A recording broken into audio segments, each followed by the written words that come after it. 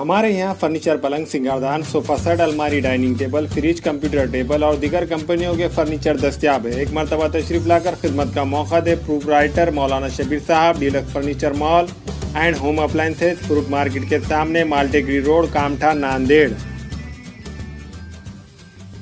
नांदेड़ के सरकारी अस्पताल के सिविल सर्जन ने कोरोना का अपडेट जारी किया है, जिसमें बताया गया है कि 1818 रिपोर्ट की जांच की गई है, जिसमें 421 मरीजों की रिपोर्ट पॉजिटिव आई है।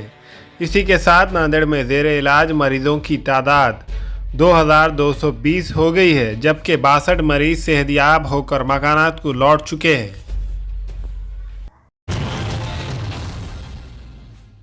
नांदेड जिल्ह्यामध्ये जर आपण म्हटलं की थर्ड वेव्हची सुरुवात झाली आहे किंवा कसे, तर मी म्हणणार की जिल्हा प्रशासनाची जी आमची तयारी आहे त्या हिशोबाने थर्ड वेव्ह आलेला आहे।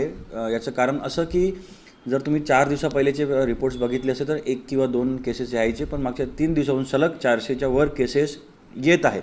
हे जरी होत असलं, परंतु एक चांगली बाब अशी आहे की याच्यामध्ये सिरियस पेशंट फार कमी आहे आणि आम्ही हे विश्लेषण केलं की ज्यांनी वॅक्सिनेशन घेतलेलं आहे त्यांनासुद्धा कोरोना होत आहे का, तर होत आहे, परंतु त्यांना सिम्पटम्स बिलकुल निम्मे आहेत। थोडासा ताप येतो आणि पॅरासिटामॉल घेतलं की आणि जे आपला होम आयसोलेशन किट्समधल्या औषधी आहे त्या घेतल्या की एकदम ते दुरुस्त होत आहेत।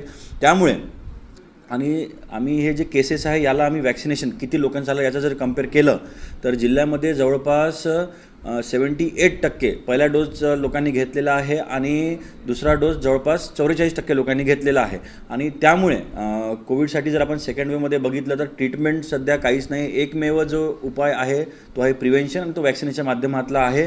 तर आजपासूनच आम्ही अजून एक मोहीम घेतलेली आहे की आपले जवळपास 1.5 लाख लोक ज्यांनी पहिला डोस घेतला आणि जे सेकंड डोजला ड्यू आहे ते राहिलेले आहे।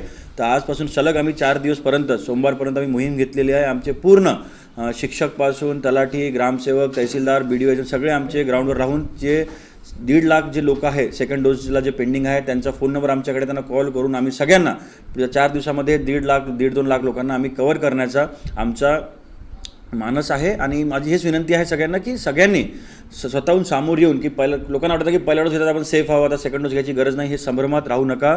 दोन्ही डोस घेऊन स्वतःला प्रोटेक्ट करा, कारण आता जे आपल्या जिल्ह्यामध्ये जवळपास आता 1100 पेशंट ॲक्टिव्ह आहे।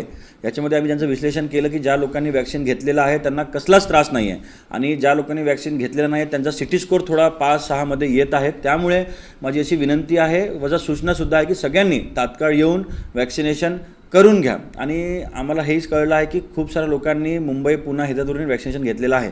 तसले याद्या आम्ही बनवत आहोत, परंतु जे नांदेडमध्ये आहेत आणि ज्यांनी वॅक्सिन घेतलेलं नाही आहे त्यांनी तात्काळ जवळच्या वॅक्सिनेशन सेंटरला जाऊन वॅक्सिनेशन घेऊन स्वतःला आणि आपल्या नांदेडला कोरोनाच्या थर्ड वेव्हपासून प्रोटेक्ट करावं।